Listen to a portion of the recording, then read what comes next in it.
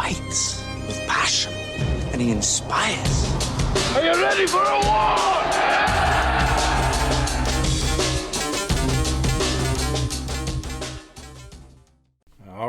All right. Welcome back to From 8 Arbitration, the Monday edition. We were in branch 1111 yesterday and Saturday and had an awesome time with the president, Mr. Fletcher. Invited some of the CLC out. James Henry and Miss Kamitra Simpson-Lewis and myself went out there. They had a fantastic event for shop stewards, a shop stewards appreciation banquet. It was awesome. I'm telling you, it was first class how they did that. It was packed.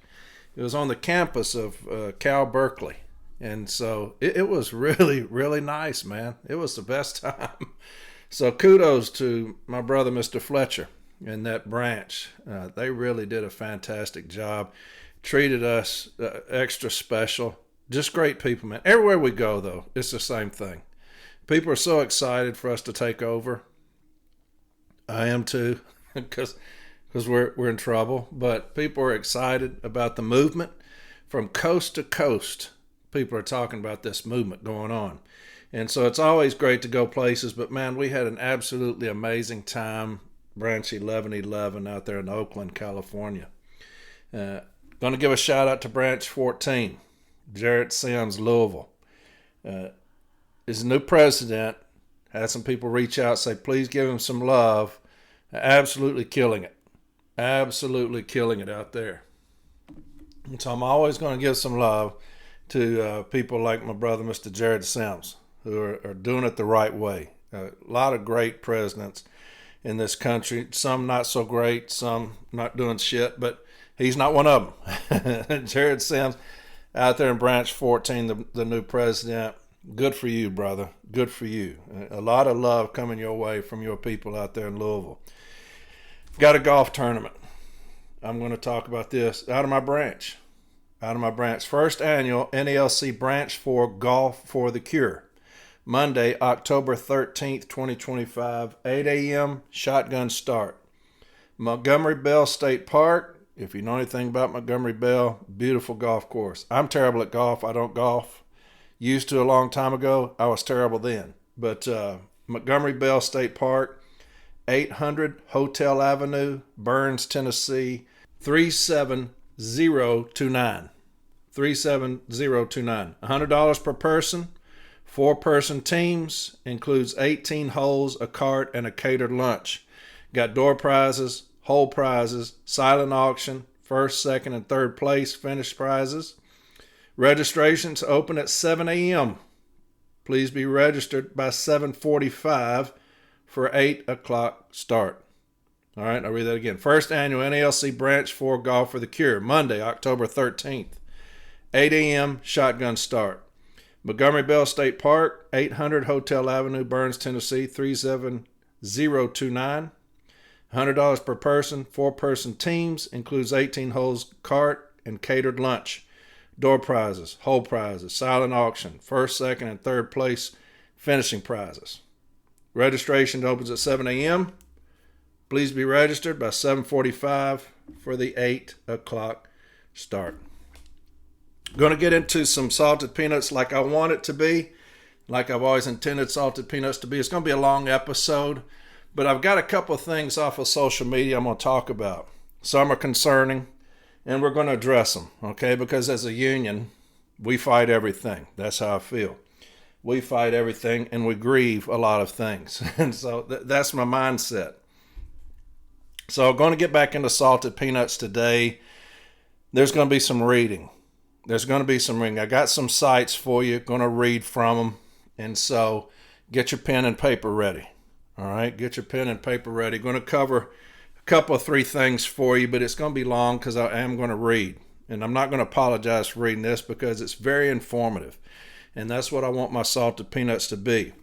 We had Mr. Paul Bolanger. If y'all haven't heard that one yet, it was last Tuesday because I was screwing everything up. And so he's on last Tuesday. Me and Paul Bolanger. He's going to be the new director of education. If you heard the episode, you know why we're excited. That dude is top notch. He's going to do a lot of education on the Lion's Den. He's taking that over. Thank God. And so, but I'm going to do more salted peanuts here every week. Anything that I see on social media that I can address, I'm going to address it. All right. And so that was Tuesday. Now, earlier on Tuesday, I had Mr. Tyler Vassar on, if y'all remember that. And he was on with Miss Margot O'Neill. And we talked about BFN, things they're doing.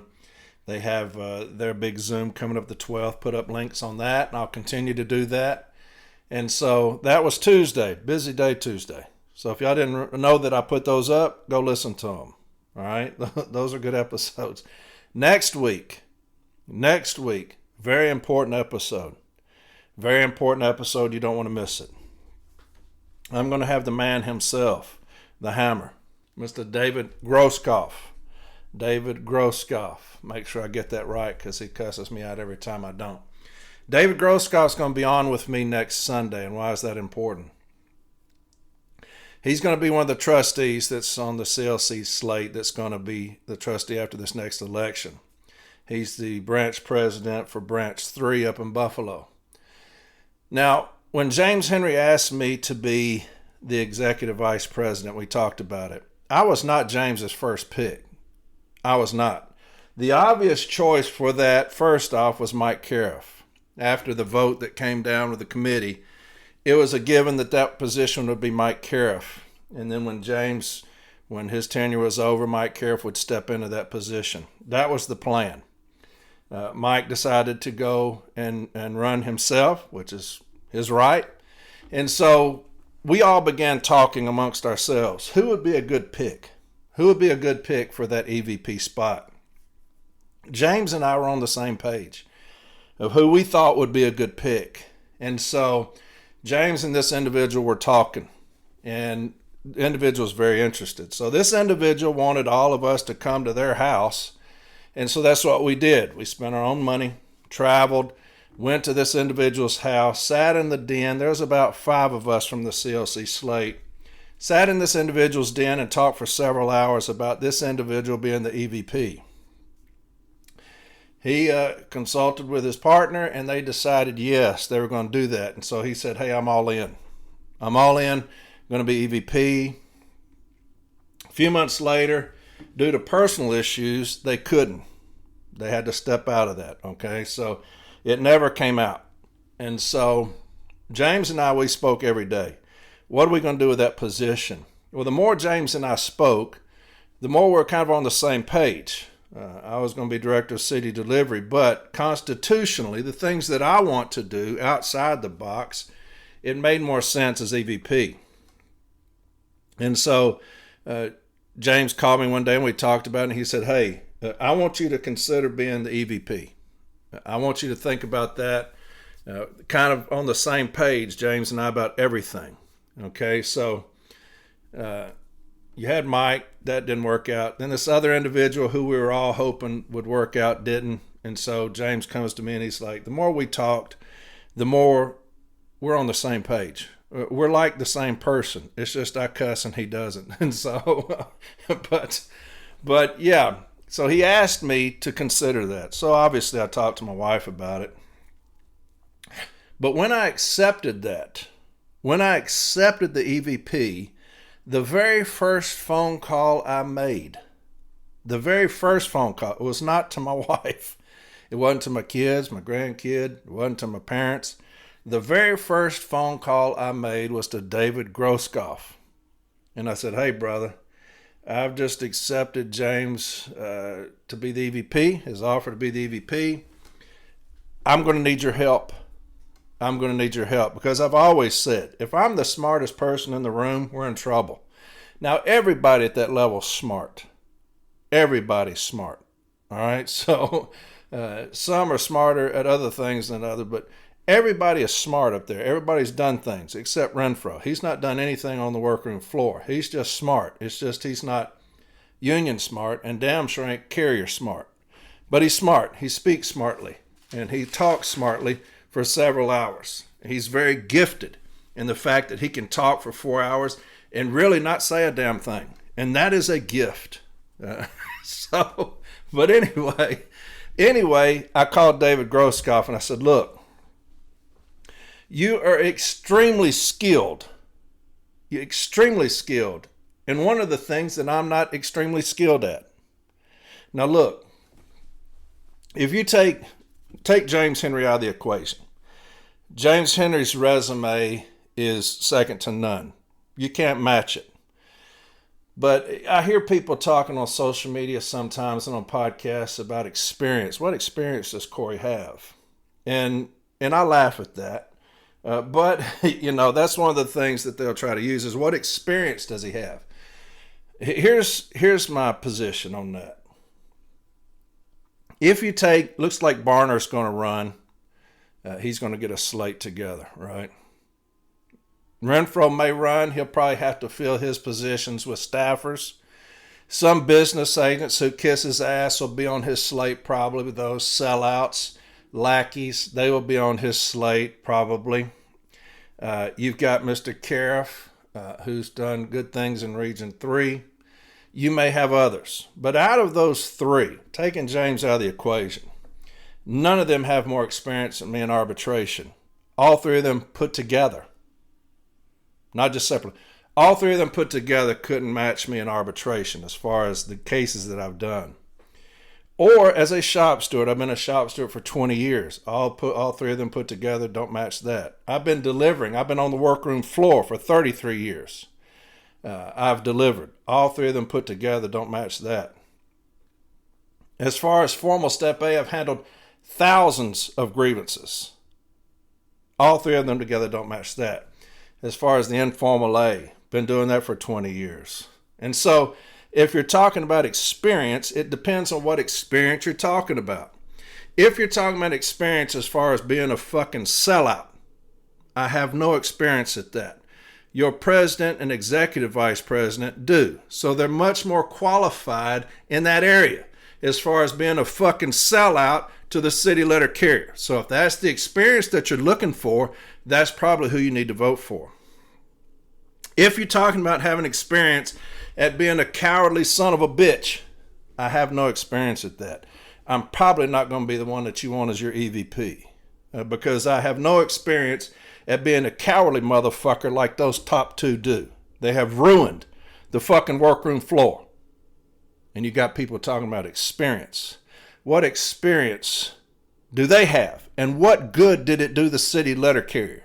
You've got Barner, who's got a lot of experience at the DRT. You should have known, we should have known, that when somebody says I've done however many cases at the DRT and I've never impassed a one, that should have told us there that we have someone who concedes their ass off, right? Renfro obviously has no experience at shit other than talking. Now, you're going to see Renfro all the time. You've got these committees he's putting together. You're going to see him in front of the executive council. You're going to see video after video after video of him sitting down answering questions. He's got to do that before he announces, because if it is anything political, he's got to give Mr. Cariff and Mr. Henry that same amount of time on the NALC site. He cannot continue to sit in front of somebody and answer questions and not give them equal time. That's what people are going to say. That's how it works. So you're going to see a lot of him on social media right now because when he announces, it's going to be more difficult for him. Okay? So he's going to have to get all that shit out of the way now. And so he's going to lose. There's no doubt. The sad thing is this, and this is sad. Look, I tell you, I love everybody. I really do. I can't stand people. I can't stand Renfro and Barner because of what they've done to the city letter carrier crap, but I wish no ill will on anybody. I hope that their next job, if they don't retire, is very fulfilling to them, and that's the honest to God's truth. But the sad thing about it is that Renfro could have been decent. He was never going to be good because he has no time on the workroom floor, and I'll always say you have to have some time on the workroom floor so that you know what we go through. You don't sign things that destroy the city letter carrier. But here's the problem. You've got a guy that could have been decent. And because of who he is and the things that he's done and his narcissistic tendencies, when you talk about all the lying that he did, not thinking that there would be any repercussion or that we were just fucking stupid.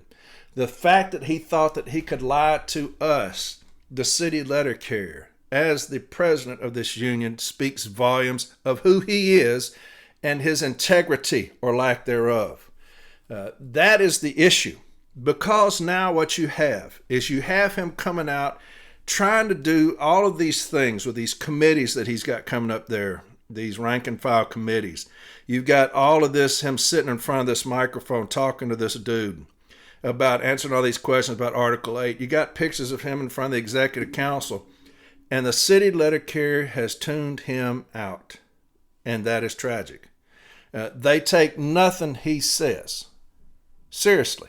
And that is tragic. That here's somebody who had potential to be decent, not good, but at least decent in his position. If he wouldn't have been so fucking narcissistic. And that is what will do him in. Because now he can come on everything and nobody takes him seriously. But anyway, getting back to what I was talking about initially. So, experience. Yes. I don't have any experience at national. I don't have any experience sitting behind a desk. I walk a route every day. I've been doing it for 33 years. That's what I have done. I've got experience on the workroom floor. I would be considered an expert if I was in arbitration on the workroom floor. I've done it for so damn long. But I love the city letter carrier. And I will always, always put them first. There is no second. And everywhere I go, that's what I say. I will never put anything over the city letter carrier. Nothing. It is not my job to save the Postal Service. It's just not. The Postal Service should be across the street just like we are, talking to Congress and Senate about saving the Postal Service. And so, yes, the experience that I will bring is this experience that is needed. The workroom floor. How does the grievance procedure work? Informal, formal, DRT. Never been at the DRT. Arbitration. I'd be considered an expert at arbitration. I've done it for so long. And so that's the experience that I will bring. One of the things, when you talk about surrounding yourself with those that are much smarter than you, one of those things is politics. The political side of it. That's the reason. I didn't need to call anybody about arbitration or Formal A or the workroom floor or the grievance procedure or meeting with management. I called David Grosskopf because we're going to spend a lot of time together, him and I. He will be my MVP because he is extremely experienced, much more than me, in the political side of it. I would consider him an expert at the political side. Now, I've got 3 or 4 others that I cannot say, because they currently work there, and obviously with someone like Renfro, they will be dismissed immediately if I say anything. Well, he can't do anything to David Grosskopf. He's voted in. He's the branch president.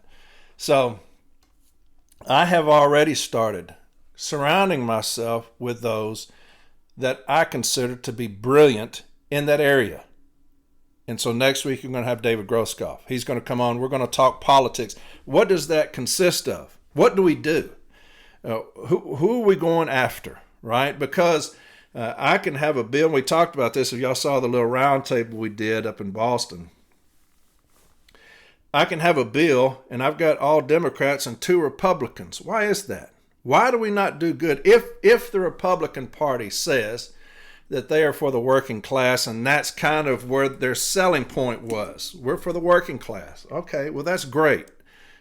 I'm one of those that I don't want any president to fail. I don't care who it is. I don't care if I voted for him or not. I never want the president of this country to fail. That's ignorant. So I'm going to pray for all of them to succeed. I want them to succeed in what benefits me as well, right? The Postal Service, because the Postal Service benefits me because it hires me. So we're going to have to go over there across the aisle and say, hey, what is the deal? Why is it when any bill comes out, I can only get 2 of y'all to support it? And that's where we'll spend a lot of our time. is trying to get those sold on the fact that we are the American worker. We are the vital worker. We are the ones who, in any situation, when government shuts down, we're still out there. We are the ones during COVID, when the world shut down, we're still out there. That is how important the Postal Service is and the city letter carrier. And so Dave's going to be on next week. I think y'all really, really enjoy him. Very educational. Very educational. But like I said, I didn't need to call an advocate. I didn't need to call formal or informal. Somebody worked on the floor. I do that. I wanted to call David Groskopf and say, hey, you're going to be my man.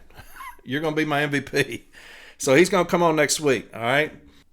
Today, we've got a lot of stuff to cover. And a few screenshots. These are going to be quick. And then I'm going to get into the couple that are not going to be quick. But a few screenshots. And this is just to help with putting people in the right direction as far as episodes we have done. Okay? I've got this one. Now, these are things that these relevancy letters are things that you're going to get, especially when you get into like dogs of war. Now, I saw somebody sent me something the other day that their business agent came out and said, hey, we're going to start putting these teams together to go address the workroom floor. And so, which is good. That's not copycat. Hell, we did it down here in this region. We're very successful. The thing is I believe it'll be more successful coming from national because there's no influence on business agents. Some business agents ain't worth shit. And so, but you'll have a national level presence, which I think will be much more effective. But they came out in this specific region and said, we're going to start putting these teams together to go address the workroom floor. That's great.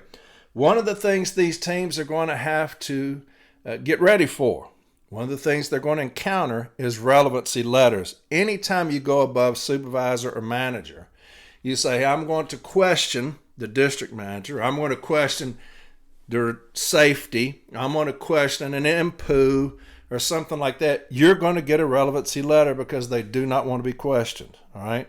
So we'll have the step 4s in there about you're going to answer germane questions. We'll have all that covered. But relevancy letters is one of the things that you may not have experienced before. You may have never had to address those before. Here's one that somebody sent me that they issued last week. Dear Mr. So-and-so, we have received your response dated September 17, 2025 to our relevancy request. No, the response does not explain relevancy under the NLRA. Now, why does the NLRA apply to us? It doesn't. We have Articles 17 and 31. Okay? Any kind of verbiage like that, any kind of, we call it legalese, like that, they're trying to sound impressive. It says specifically, your information request asks for interview 3, headquarter USPS EAS employees. And it lists the 3. Because these particular requested items are access thereto are not directly related to any specific bargaining unit employees. Complaint and therefore appears to be non-presumptively relevant information. I'm going to read that again. This is legalese. This is them trying to sell you on not pursuing this information request. It says specifically your information request asks for to interview 3 headquarter USPS ES employees, studies the 3, because these particular requested items are access thereto are not directly related to any specific bargaining unit employee complaint and therefore appears to be non-presumptively relevant information, non-specific, whereas the burden to justify the need for production of this information or EAS employees is on the requester, the NELC, who must demonstrate reasonable belief of relevance supported by objective evidence. So, they got some dumb fuck to sit there and write this out, probably one of their lawyers. Therefore, the Postal Service is requesting that you explain the relevance of this requested access with clarity in writing. Instead, where the information sought is not presumptively relevant, the union is hereby requested to state with some specificity how the information is relevant and necessary to the performance of its collective bargaining duties. Once we received your clarification response, we will be sure to review the explanation of relevance carefully and will continue processing the information request if the explanation is sufficient under NLRA case law. We look forward to hearing back from you soon. So, NLRA case law does not matter here. Ours is covered under our Joint Contract Administration Manual. Now, when you talk about relevancy letters, episode 74, and this is the type training we're going to do when we have these teams come up, because you're going to get these. Presumptively relevant. We need specificity. These exact same things were in that episode 74. Those are the things that we continue to get these relevancy letters when we were going down on these joint statement cases. What you'll have in episode 74, you'll have my brief. After the arbitration, I wrote a brief discussing the relevancy letters. You can plagiarize that. Copy it off, make it your own, plagiarize it. All right? You'll also have the arbitrator's decision based on the relevancy letter, because we took that to arbitration, and it was arbitrator August, and we won that. You'll also have National Arbitrator Mittenthal's decision, where he says relevancy can only be determined by the union. Management cannot determine what is relevant or not relevant to our grievance. We will request things pertaining to a grievance. We will investigate. If they're not relevant, we won't use it. You can't do fishing expeditions. That's fine. But I don't need to give you any kind of specificity. I address that. I talk about we don't need to jump through hoops to get information. Presumptively relevant isn't for management to determine. It's for me. Okay, so any kind of relevancy letter, go to episode 74. And I talk about it. If you don't want to listen to the episode, if you go to from8arbitration.com, the case file will be there. You don't have to listen to the episode. The case file will be there. Print it out, plagiarize it, keep it as your own. It's yours. All right? Here's another thing. Supervisor gave a stand-up today saying that they will get a full report of anyone driving without a seatbelt. Now, this was last week. Driving without a seatbelt, that the report will have every little detail about the incident and that they will be forced to give us eyes if they get a report. I told my steward who was standing next to me that I think this is a grievance, and she nodded. After the stand-up, she chimed in and told the carriers that we can't be disciplined for this unless they catch us in person. All right. Episode 226. Episode 226, we talk about the telematics. All right, they're putting us all on emergency placement. The reason that episode is important is because it has management at the national level, at headquarters level. It has their kind of SOP, where you got those three dumb fucks making all this money come out talking about, here's all the things you're going to do to put these carriers on emergency placement. You're going to go out there on the street, these teams. If you catch somebody, hold them there, call the supervisor, make sure they put them on emergency placement, and we were addressing the emergency placement of it all. Go to that episode, 226, and kind of refresh yourself on that. You can print that stuff off. Again, I will always say, Section 134 of the M39 Handbook covers us. Anything that I do when I'm on street time will fall under 134 of the M39 Handbook. Anything that I do on street. On the office, doesn't matter. On the street, Section 134 of the M39 takes over. Why? Because it deals with the street. So I'm going to put clock rings in and say, hey, I was on the street then. So it's going to be covered under Section 134, street management. They must come out and observe me. Where does it say that at? Section 134. Accompanying the carrier on the street. That's what that means, okay? And so go to that episode, 226. That's the telematics. Here's another thing that somebody sent me. The GPS audit card And this is what it says. If you receive a scanner alert for a parcel, certified, or sampling request, and you have already passed the address, complete below information and present to a supervisor. Date, route, address, issue, curb line mailbox, CBU box, and all these things, and it's a card that they want you to give them. It also has a stationary event thing. It says carrier you have to give explanations on that. If you go to episode 11 and episode 153, it talks about stationary events. All right. If you go to those things, because it was in a packet, the stationary events. If you go to episode 99, that's JB talking about these return to work packets, grieving those forms that are not promulgated through the ASM, these non-postal forms. Okay. And so go to that episode 99. JB does that a fantastic job on these non-postal forms that have not been properly promulgated. They're not PS forms. We're not going to sign any of those, and we're not going to fill out any of those. So if they're giving you those things, this is in a packet, like I said, this and then a stationary report. Stationary events is on episode 11 and 153. The audit cards, go to episode 99. JB does a fantastic episode on that, okay?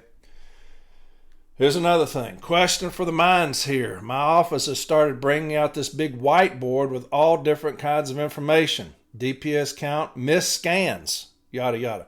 One of the things it says is for the Metris fans, how many times you didn't buckle up.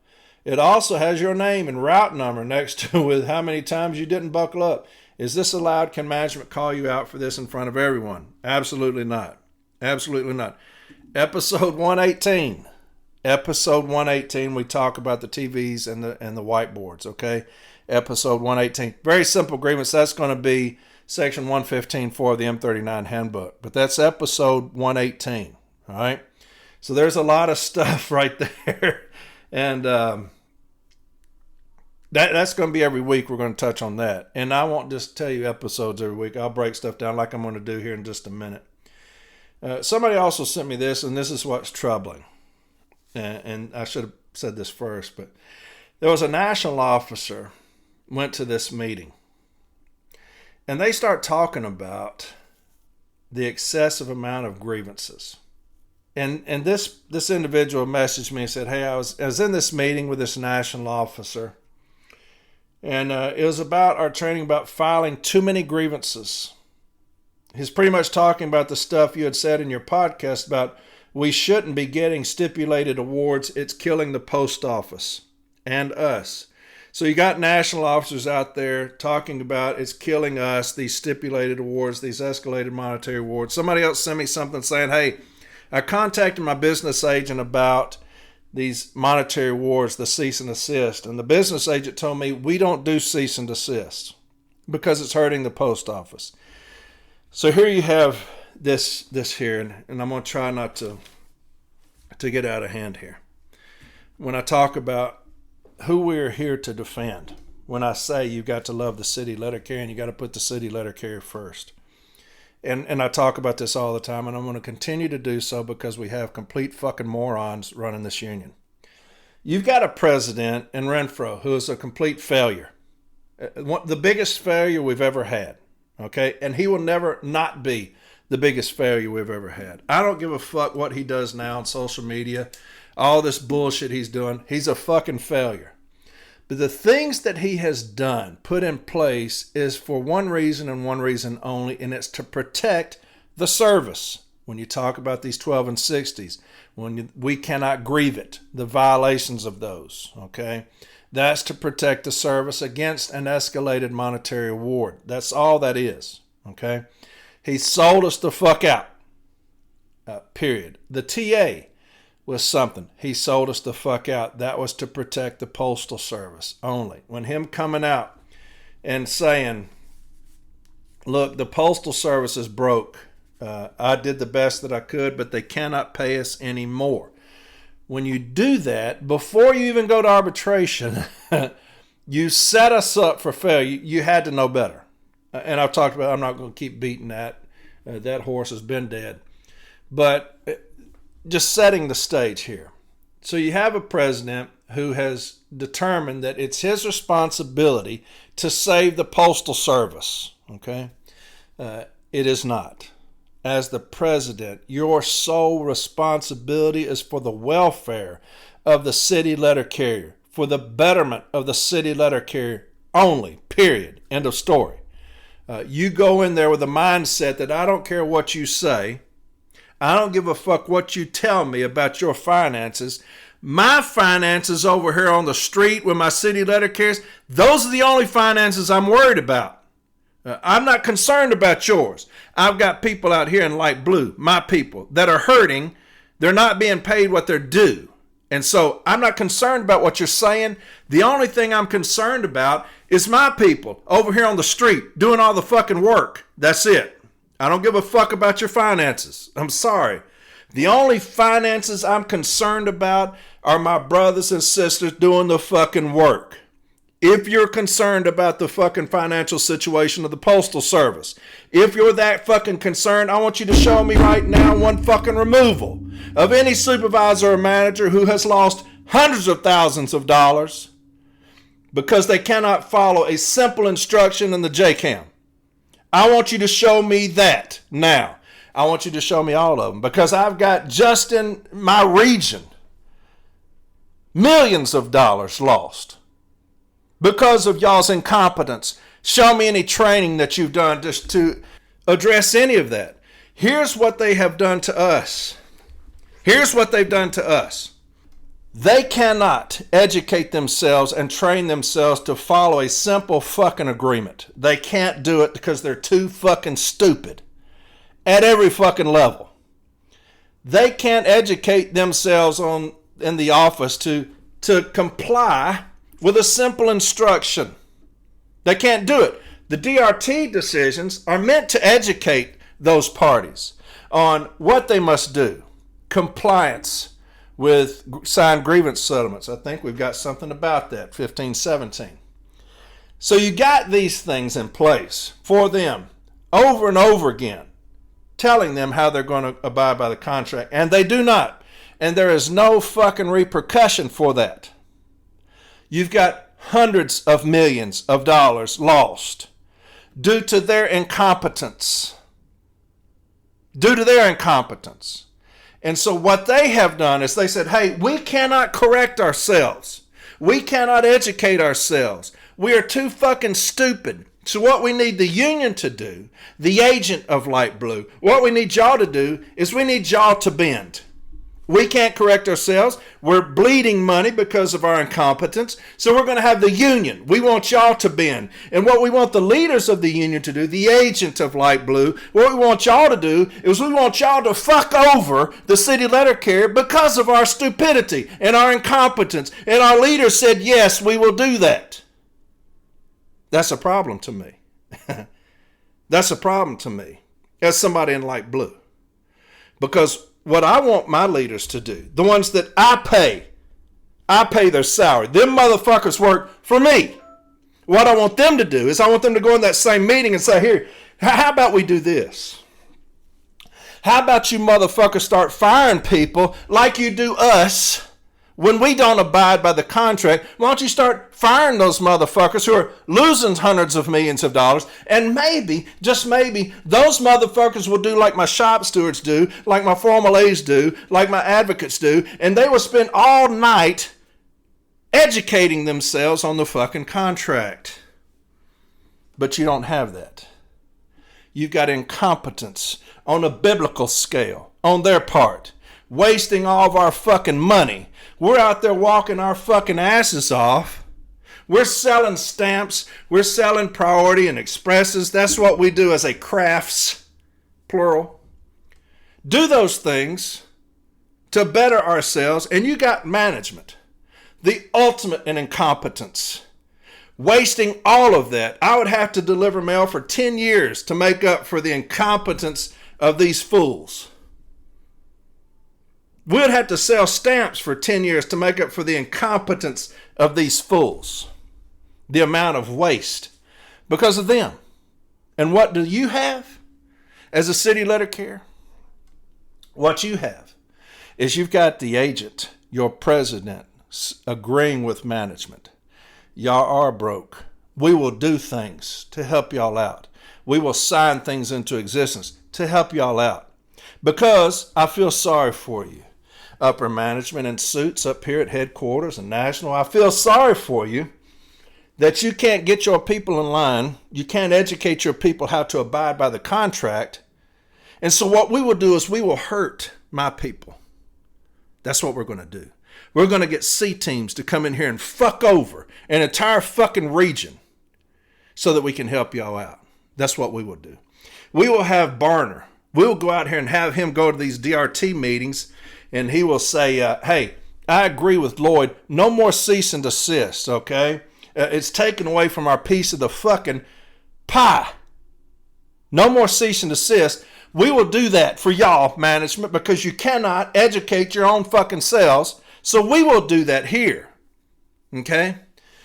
We will get arbitrators off the panel who try to help the city letter carrier as far as non-compliance. We will get them off the panel for y'all, Postal Service, because we agree with y'all.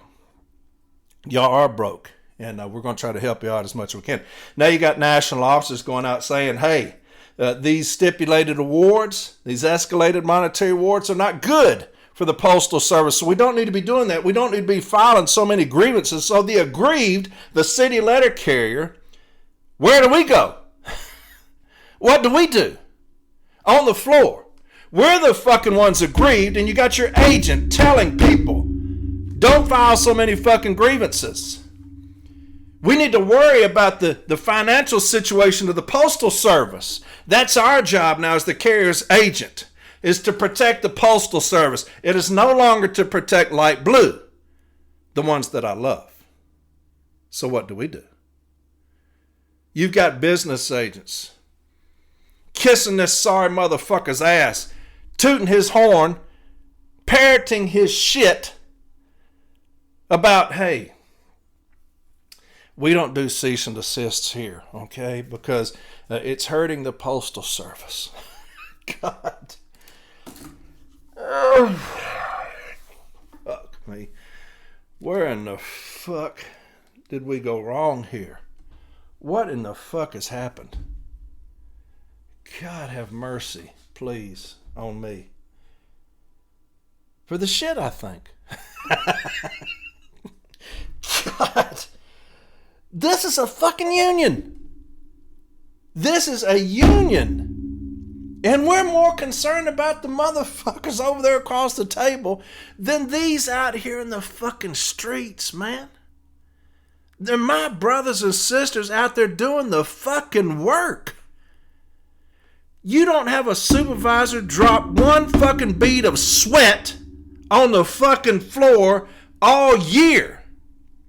And you're going to side with those motherfuckers over us, light blue, out there sweating and fucking dying and getting robbed. In all the fucking elements. You're going to side with these motherfuckers at the desk. You sorry motherfucker, you. God bless America. What is going on here? Seriously. You will not hold them accountable for a fucking thing. Sold us the fuck out on this TA. You punished us because of management's incompetence. You punished us, motherfucker, and we pay y'all salary. And you punished us because of their fucking incompetence. God. It's not going in there and saying, hey, look here, man, I know y'all said y'all are broke, and I appreciate that. Give me a name. One. Out of however many supervisors or managers or postmasters y'all have, give me one name. Give me one of a motherfucker that y'all have fired, not moved, not disciplined, because that don't mean shit. A letter of warning in lieu of something, some bullshit like that. That y'all have removed for the money that y'all have lost. Show me one. If you can't show me one, then you're not fucking concerned about being broke. The only time you're concerned about being broke is when we come in here and talk to you about a contract. That's the only fucking time you're concerned about being broke, right? If you were concerned about being broke, I would have a list of motherfuckers fired. I'd be going page after fucking page on motherfuckers being fired if y'all were concerned about the loss of money or that you don't have any fucking money. But every time this dumb fuck goes in there on our side, they know that they can sit here and tell him, hey man, I know we've been in here 700 days. They're just sitting here looking at each other in the face for 700 fucking days. And finally, after 700 fucking days, the Postal Service shrugs their shoulders at him and said, well, I don't know what to tell you. We're broke. You mean you can't give us? Hey, we're broke. I done told you we're broke. You mean I got to go out here and tell them, I don't give a fuck what you tell the carriers. We're broke, bitch. We're broke. Okay. Well, I appreciate y'all's time. Let me go out here and tell them, hey, they're broke, man. Motherfuckers broke. They told me they were. And so, yeah, here's the TA. And damn, y'all kicked the shit out of that. So let me go back over here and talk to them. Hey, don't worry about it. We'll get a stipulated award on these motherfuckers. But I get it, man. Y'all broke. I'm not going to go to arbitration with y'all's I'm broke. You know, the evidence that y'all have shown me would just tell me y'all are broke is all I needed to see. I appreciate it. God bless. Now this motherfucker is on every fucking thing. Anytime I turn on Facebook, this motherfucker's face is on it. About all these fucking things he's going to do. God dang it. How did I get started on this? Oh yeah, that motherfucker talking about that national officer going somewhere talking about the grievances, filing too many grievances. God. Y'all are filing too many grievances, man. These stipulated awards, these escalated monetary awards, they're killing us. They're killing us. It's not. Hey, keep holding them accountable. Keep their feet to the fire. Keep filing. Keep doing what you need to do. We're going to clean up this backlog of grievances. We're going to make sure we get those taken care of. Keep going after them. Keep going after them. Motherfuckers don't learn. Keep going after them. And then maybe if we get in front of an arbitrator, we'll say, hey, look, here's your problem. Motherfuckers don't want to pay us something, even though we're the only ones doing the fucking work. They don't want to pay us something. Look at here the irresponsibleness of these motherfuckers. The amount of money wasted that could go to my carriers, to go their pockets. But they wasted all this money. Not been one supervisor removed for it. So, and now they want to come in here and say, what? They want to say what? They want to tell you that they're broke? They want to tell you that? They can't pay us anything because they're broke? And look at the hundreds of millions of dollars wasted because of their incompetence, their refusal to educate themselves. And they're broke? I'm sorry, Mr. Arbitrator. I can't buy that because I've not seen one person removed. You start removing these motherfuckers for their incompetence, you know what they're going to become? Competent. That's what's going to happen.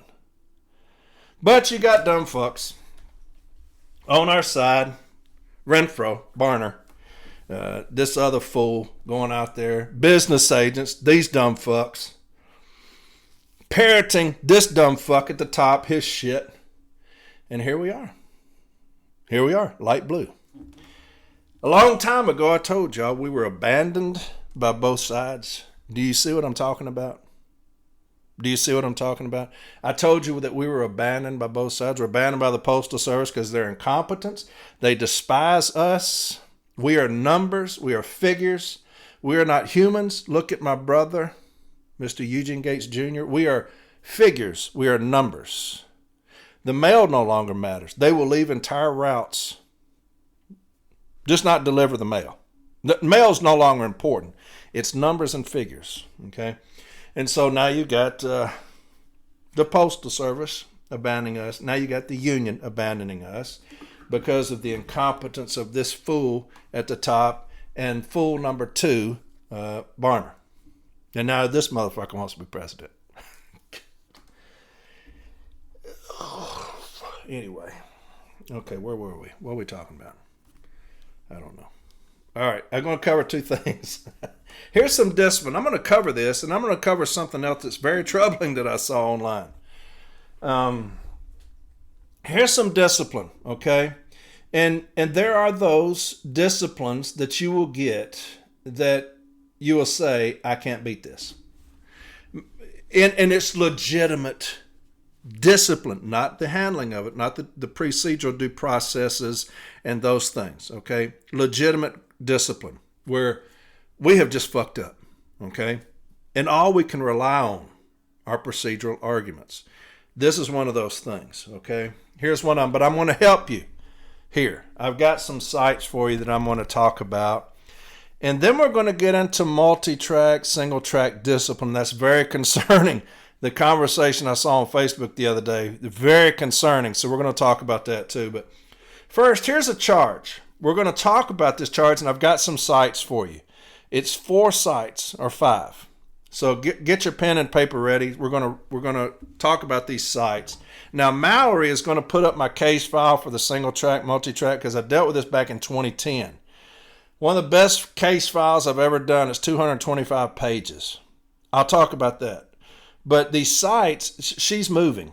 And so I said, hey, girl, take your time. Don't worry about this. We can come back to this later. She is extremely busy right now. So I'm trying my best not to bother her. But I do want this site put up. So I sent it to her earlier and said, if you please, ma'am, please, I'm begging you, put this up, this case file, okay?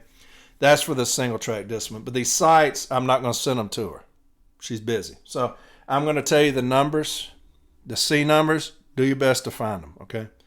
But here's the discipline. Sometimes we get discipline, and it's tough. It is tough on us. And so, like I always say, you've got to read everything. Read it all. Can we win the unwinnable? Can we do that? And how do we do that? The thing that I have said that's helped me the most, and you're going to hear some of this in these sites.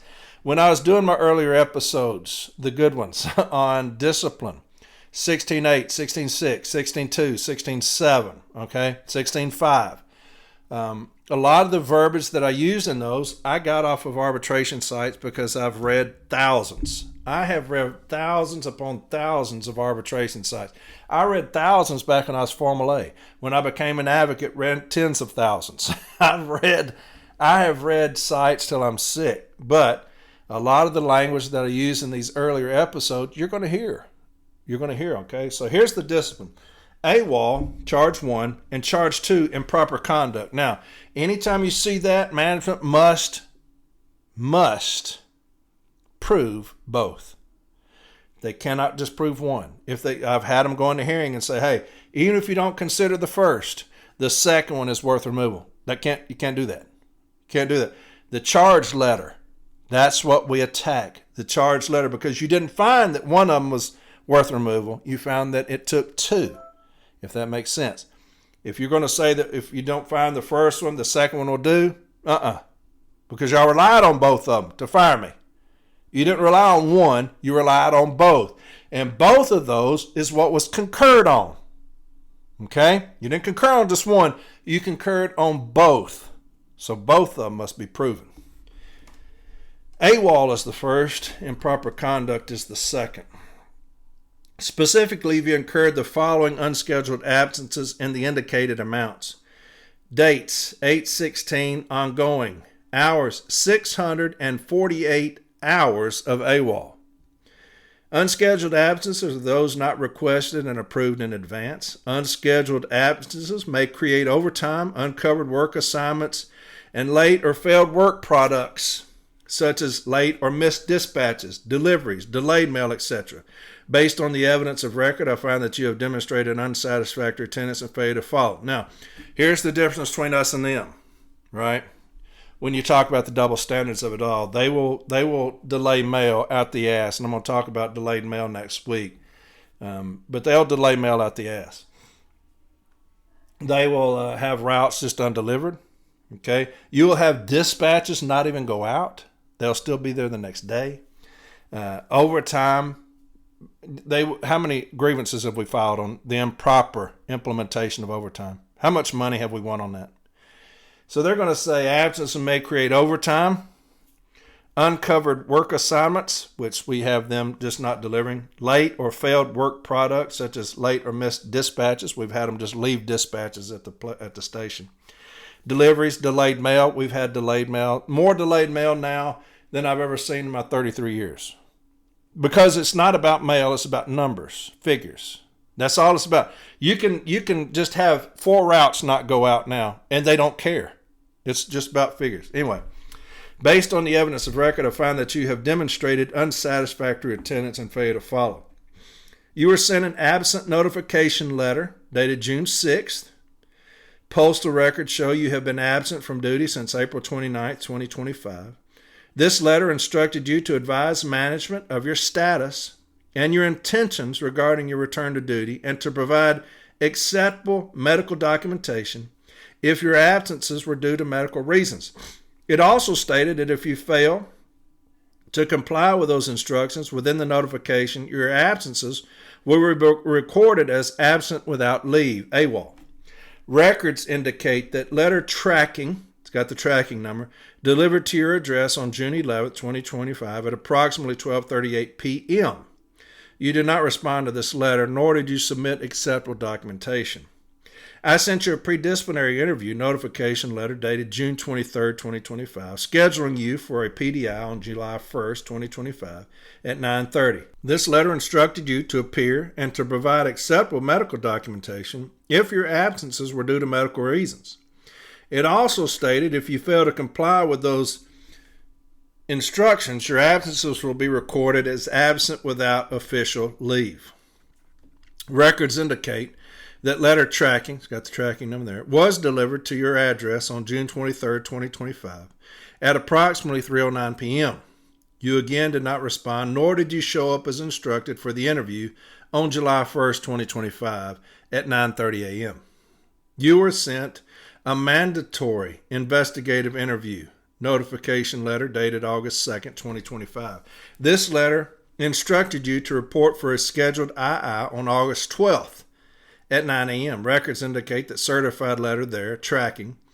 There's another one was delivered to your address on August 4th at approximately 2:14 p.m. You did not respond to this letter, nor did you show up as instructed for the interview on August 12th at 9 a.m. You have failed to follow to appear upon both requests. You currently are in an AWOL status, and or corrective action up to and including removal from the Postal Service may be taken. Was explained in the certified letters that arrived at your home. You failed to respond to any letters, and you failed to report to the scheduled PDI. You have failed to follow instructions. As such, your conduct is improper. No element of employment is more basic than the right of an employer to expect his employees to report for duty as scheduled. Your actions are found to be in direct conflict with the following excerpts. The Employee and Labor Relations Manual, Section 511.4.1, states unscheduled absences are absences from work that are not requested and approved in advance. Section 511.43 states employees are expected to maintain their assigned schedule and must make every effort to avoid unscheduled absences. In addition, employees must provide acceptable evidence for absences when required. Section 665.15, employees must obey the instructions of their supervisors. If an employee has reason to question the propriety of a supervisor's order, the individual will nevertheless carry out the order and may immediately file a protest in writing to the official in charge of the installation or may appeal through official channels. Section 665.41 states employees are required to be regular in attendance. Failure to be regular in attendance may result in disciplinary action, including removal from the Postal Service. Section 665.42 states employees who fail to report for duty on scheduled days, including Saturdays, Sundays, and holidays, are considered absent without leave, except in cases where actual emergencies prevent them from obtaining permission in advance. In emergencies, the supervisor or proper official must be notified of the inability to report as soon as possible. Satisfactory evidence of the emergency must be furnished later. An employee who is absent without permission or fails to provide satisfactory evidence that an actual emergency existed will be placed in a non-pay status for the period of such absence. The absence may be basis for disciplinary action. Upon reviewing the evidence of record and to better promote the efficiency of the service, I find that nothing short of removal would be the best interest of the Postal Service. And I'll talk about who signed it later. So here's the charge. The charge, and you heard the contractual language. The charge is AWOL and failure to follow instructions. Because that's the language that I read, right? You got 66515, employees must obey the instructions of their supervisor. So the charge was AWOL and failure to follow instructions. Or was it? No, it was not. The charge is AWOL and improper conduct. Nothing in this removal letter talks about improper conduct. You have talked about AWOL, and you have talked about my failure to follow instructions. I didn't report to duty as a letter asked me to do. You've got the language in here, 66515, employees must obey the instructions of their supervisors. That's failure to follow instructions. But my charge is AWOL and improper conduct. I cannot have improper conduct because I wasn't at work to be improper. Right? My conduct was very proper. I wasn't even at work. And so you can't say I had improper conduct because I wasn't at work. AWOL, now that'll work because I was absent without leave. So says this letter. Now, once you start digging, you may see that that's not right. I got a good cite for you later. So the charge is wrong. AWOL, you might hang me up on that. Charge 2, improper conduct. You cited nothing talking about improper conduct, and you did not tell how my conduct was improper. I've not even been at work. So that'd be my first contention. Okay? Management's charge letter is no different than a charge in court. If you're going to substantiate a charge in court, you're going to say that I violated these things. That'd be like saying that I stole a car and you charged me with something, some kind of vagrancy. Okay? It doesn't match. Or looting or something like that. That has nothing to do with me stealing a car. And so the charge is no different than the charge in court. AWOL, you might be able to support that unless I can dig up some shit showing that you knew where I was at. Improper conduct, can never support that charge. Can't do it. Now, here's their biggest problem. The signing of it, the issuing and concurring. And I will always say this is a discipline killer.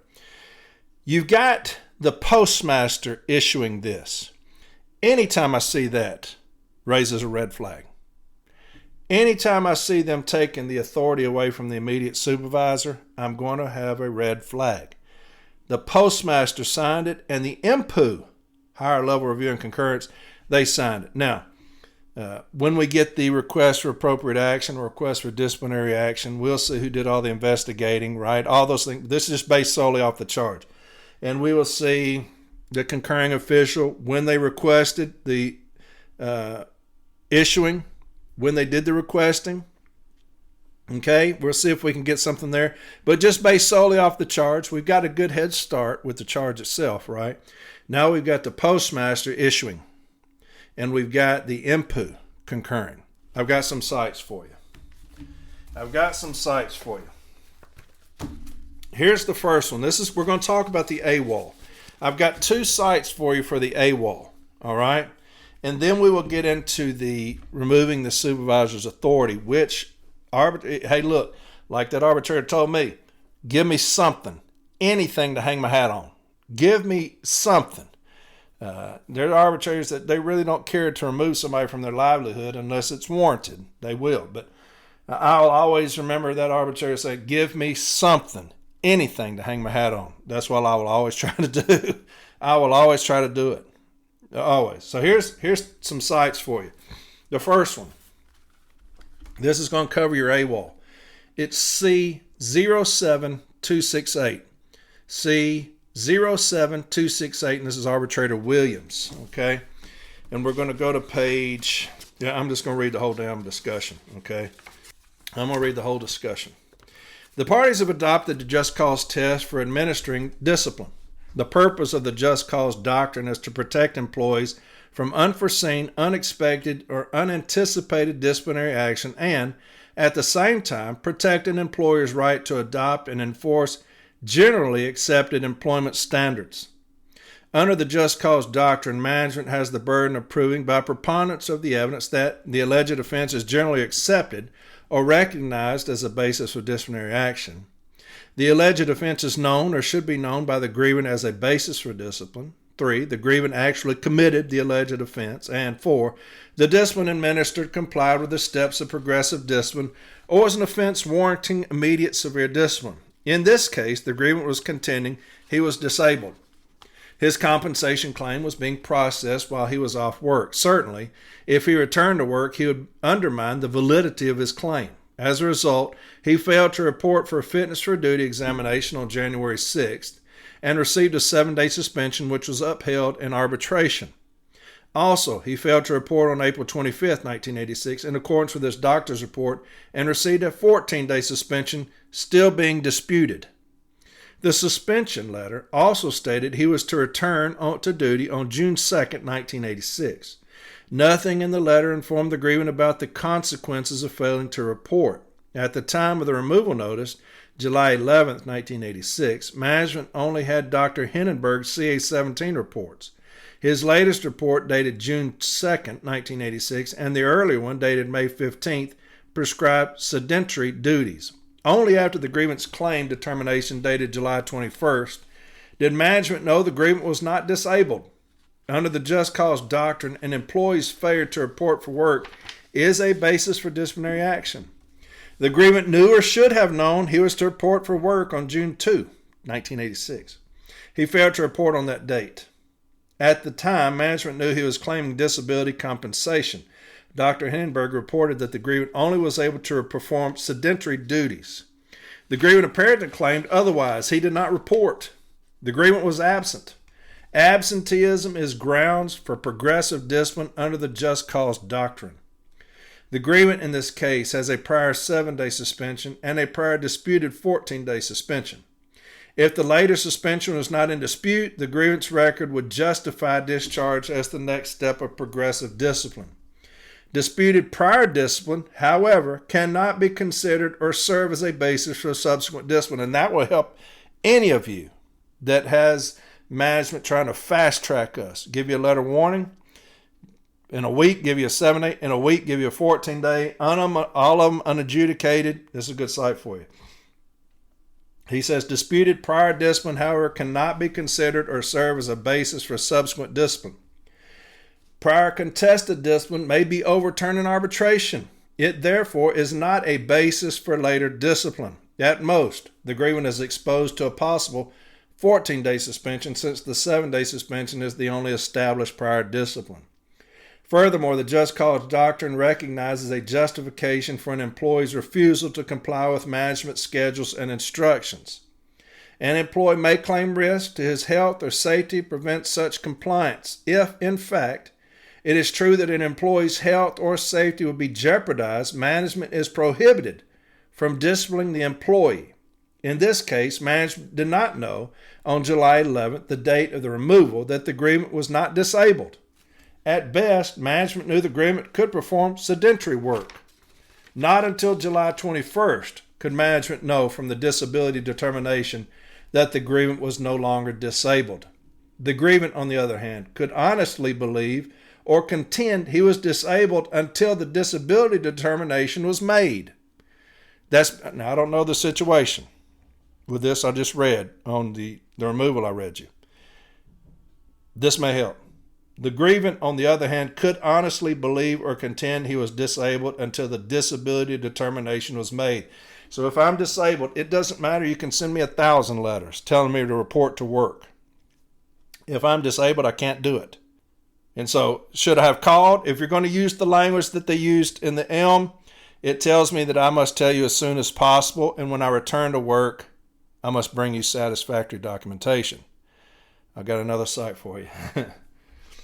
The grievant, on the other hand, could honestly believe or contend he was disabled until the disability determination was made. Once the disability decision was made, management could insist that the grievant return to work.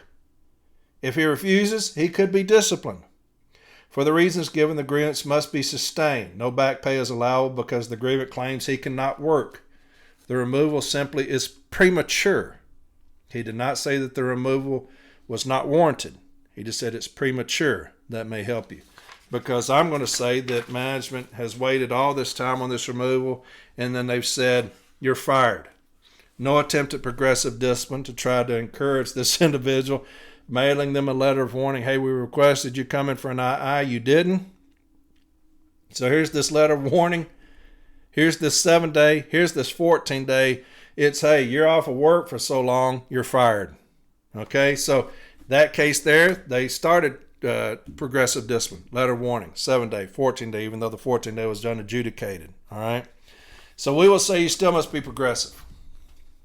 As crazy as that sounds, I'm going to say you still must be progressive. You must do everything humanly possible before resorting to discipline.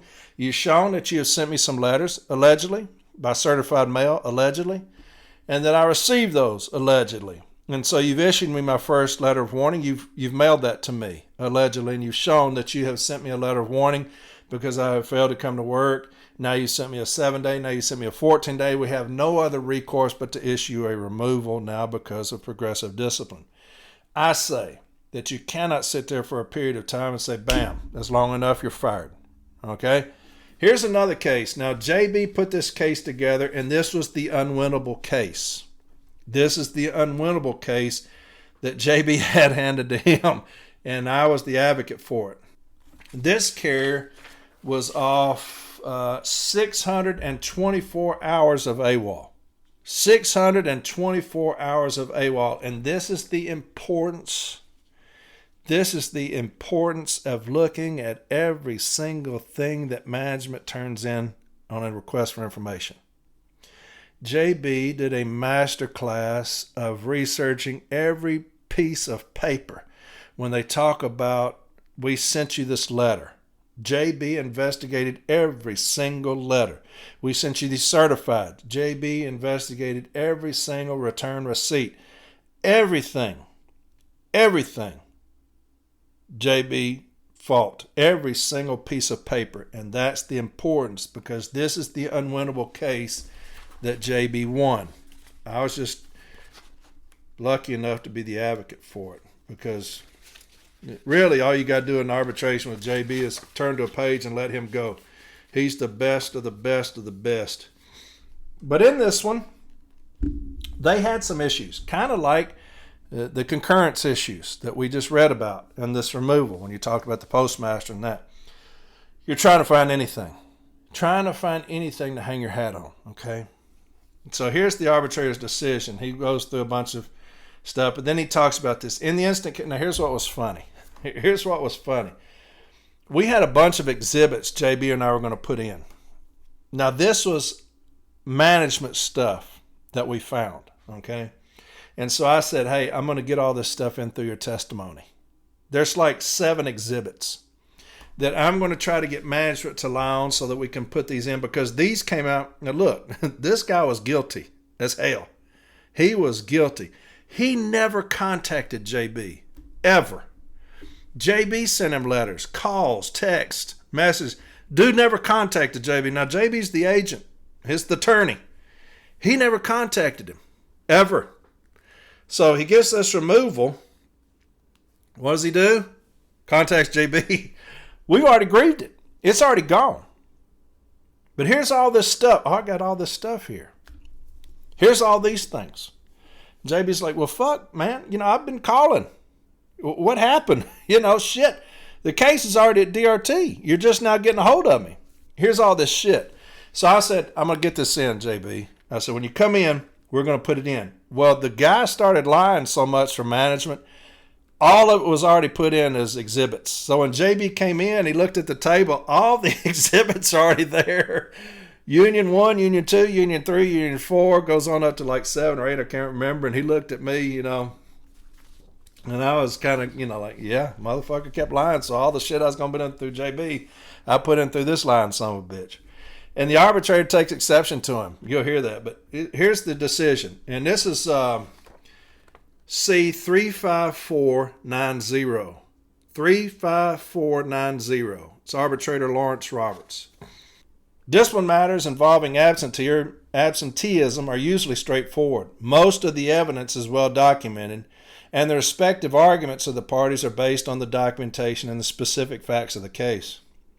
In this instance, the employer clearly failed to initially meet their requisite burden of proof. The burden of proof is that of management, and when that burden is not satisfied, the union is not required to offer any defense. In this case, the documentation found in the case file, along with management's own testimony, was simply not convincing. A supervisor of customer service testified extensively as to various documentation found in the case file that was mailed to the grievant. Most of that documentation was sent via certified mail, and some with separate tracking numbers as denoted on the respective correspondence. The supervisor testified he was sure that documentation included a report for duty notification. Does that sound familiar? That's kind of like that removal I just read to you, right? Report for investigative interview. I think they talked about that. Documentation requirements. Report for another investigative interview, final directive report for investigative interview, final notice, return to duty, and report for investigative interview were all received by the grievant. That is identical to what we just read, ain't it? Paramount here is the fact that none of the claimed supporting documentation was contained in the case file. In fact, the supervisor was unable to conclude that any return receipts were personally verified or even existed for that matter. And that was where JB caught them, because they have all of these certifieds in there. Supposedly, allegedly. They had all the letters. Up at the top, these certified numbers. Well, JB looks up all the certified numbers. None of them showing they're delivered. And so that's what we got. I said, show me something. Give me something showing that they were put in this mailbox. And so it says, Paramount here's the fact that none of the claims supporting documentation was contained in the case file. In fact, the supervisor was unable to conclude that any return receipts were personally verified or even existed for that matter. In my considered opinion, the purpose of certified mail is to show the letter sent was received by the recipient. It seems suspicious. The header of most of that documentation indicates certified mail. Yet the witness that claimed responsibility as the originator was unable to offer any validation of proof to that end. And that's the importance of investigating every single thing. They hand JB all these letters, all this tracking. JB starts looking up the tracking. There's no return receipts. Every certified's got a return receipt. That's how you know it was delivered. The same witness testified the discipline was progressive. However, when questioned about a 7-day suspension, he was unaware that it had been reduced to a letter of warning. In my considered opinion, all of the above was not only suspicious to me, but certainly caused me to doubt the credibility of any of his other testimony. And that's the reason I always say. Like arbitrator Mayer told me, when we were dealing with a contract case down in Mississippi, we're out in the hallway. And he was new to the panel. We're just talking. He was retired from the APWU. He worked at headquarters for like 25 years. Very smart guy. But he was out there talking to me, just kind of his philosophy on things. And he said, Corey, you know what? He said, if a carrier, I don't care what they've done, if they're honest with me, unless it's just too severe, I'm going to bring them back. All I want is you to be honest. I'm going to look at the evidence. But if you're getting on the stand and you're honest with me, that's all I want. That's the reason I always tell the grievance or witnesses, whatever you do, be truthful. If you are not, they're not going to believe shit you say. They're just not. If it's the grievant, if you're not, you're going to be removed, or whatever discipline is going to be sustained because you're not truthful. Always be truthful. And that's what he says. The same witness testified the discipline was progressive. However, when questioned about a 7-day suspension, he was unaware that it had been reduced to a letter of warning. In my considered opinion, all of the above was not only suspicious to me, but certainly caused me to doubt the credibility of any of his other testimony. Additionally, the station manager, who was also the notice of removal concurring official, testified that she had conducted an investigation prior to providing the concurring signature. However, her testimony revealed that she had not seen the grievance medical records and furthermore was not even aware the grievant had been injured on the job. And that's what goes into concurring. What did you look at? When I was talking about concurrence, way back when in those issues, you get the packet, the concurring official. I'm going to hold them accountable for that concurrence.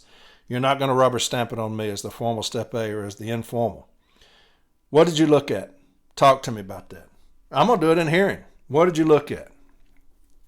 She comes in, and the worst thing she could have done, she sat down, and she was a smart ass. She used to be my manager. She was a smart ass.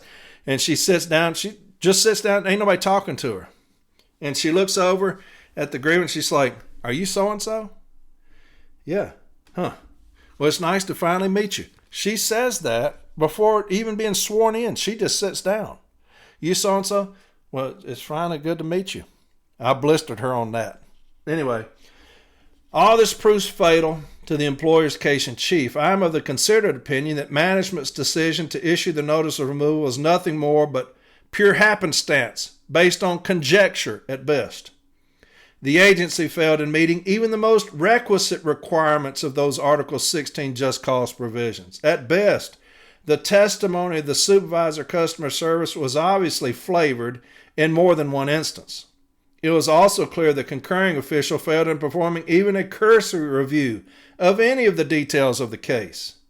The agency failed to meet the just cause requirement found in Article 16 of the parties' agreement. I must add that management advocate made an excellent presentation. Unfortunately, there were too many inconsistencies presented by management's witnesses. Accordingly, the grievances sustained in the union's requested remedy, noted above in the union's position, hereby granted. So he brought him back with full back pay. But that's the importance when you have the unwinnable case and you look at it and you're like, God, how are you going to win that? Take your time.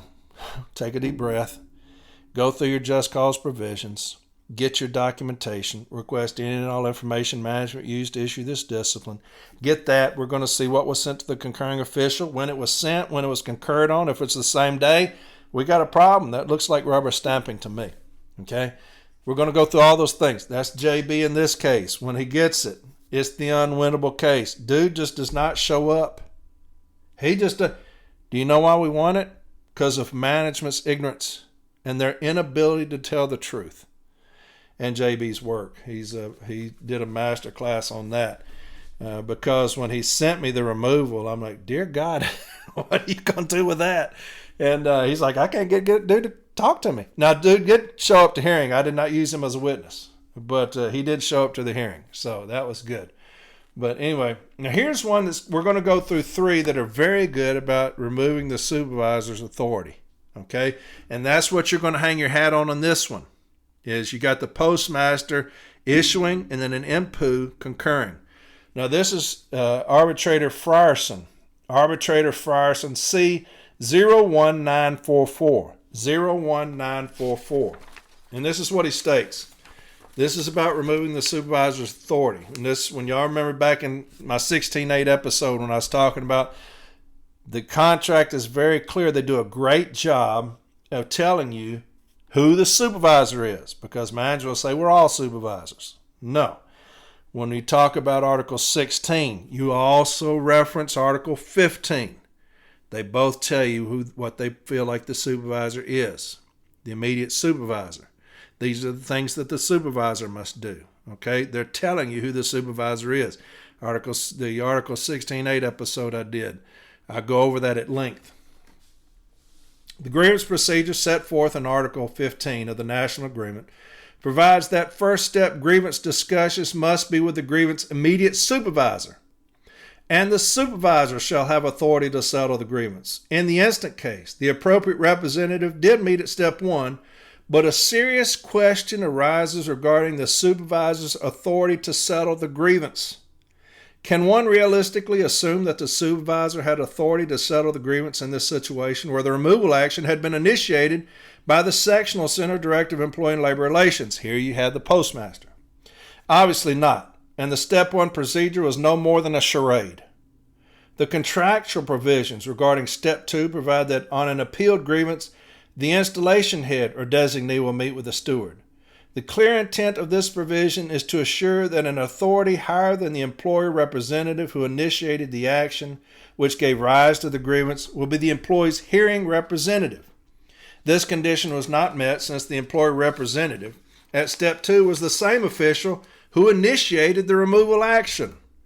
That is the sectional center directive of employee and labor relations. Hence, step 2, like step 1, was ineffective and meaningless. And as a consequence, the agreement was deprived of procedural due process. Sometimes that's all we have is procedural due process. You got somebody that hadn't shown up to work for 700 hours. Sometimes all we have is procedural due process, and we'll say, hey, that's just as important. Going through the provisions of Article 15, making sure that they do everything right. Just because we're wrong doesn't mean that they can be wrong. 2 wrongs do not make a right. Okay, so here he says, hey, look, the supervisor did meet at informal, like they're supposed to do, like they're prescribed to do. However, what authority did he have? Because the postmaster initiated it. That means that the informal step A was nothing more than a charade. And then you had the initiating meet at step 2. And we've got thousands of cases on that about meeting on your own discipline. Here's another one. Arbitrator Nolan, C06012. C06012. Arbitrator Nolan. And this is what he states. Discussion. Procedural objections to the validity of discipline must be resolved before turning to the merits of a discipline case. The most important procedural objections in this case concern the origin of the discipline and management's reliance on certain inappropriate past elements. Article 16.8 requires that a supervisor must discipline and that higher authority must concur. Article 15.2, now here's where, when I talked about the 16.8 episode, when I tell you I read thousands of sites, here's the language that I use. Yeah, I use it as my own verbiage, right? But this is where it comes from. When you start talking about Article 15, how it ties in with Article 16 when it talks about the supervisor. Article 16.8 requires that a supervisor must discipline and that higher authority must concur. Article 15.2 requires that management step 1 representative have authority to settle the grievance. The rule of Article 16.8 is a debatable one. Most of the private sector, for example, gets along quite well without it. Were this a case of first impression, and were that section to be read alone, I would be inclined to interpret that provision loosely as allowing discipline so long as the immediate supervisor participated in the decision. Article 16.8 cannot be read alone. However, and this is not a case of first impression, Article 15.2 clarifies the intention of 16.8 by ensuring that the immediate supervisor can resolve disciplinary grievances at step 1. This would make sense only if the same supervisor initiated the discipline. For if higher authority initiated it, the first level supervisor would hardly be in a position to reverse that decision. Pay attention. Moreover, several prior arbitration awards interpret these provisions strictly and overturn disciplinary decisions imposed from above. See in particular the award of Arbitrator Zuma. And Arbitrator Zuma, if you want to look that one up, that's 04282. That's Arbitrator Zuma. 04282. That's the one he's talking about here. 04282. Arbitrator Zumas in case number there, and the other awards cited there at pages 7 and 8. Those awards interpret these contractual provisions as creating fundamental due process rights, not least because disciplinary decisions made at higher levels turn the first step of the grievance procedure into a sham. Into a sham. I like these words. A charade, a sham. I like that. We'll talk about those in our closing arguments, right? This is nothing more than a charade. This is a sham. That's what your arbitrators are calling it. Stability and consistency in labor relations oblige later arbitrators to defer to their predecessors in all but the most egregious cases. If they fail to do so, parties would lack guidance for their day-to-day decisions and would be tempted to relitigate every issue in hope of a more favorable arbitrator. Let me do that again. Because we say this all the time when management fishes for arbitrators. And El Khoury talks about this, consistency of decisions.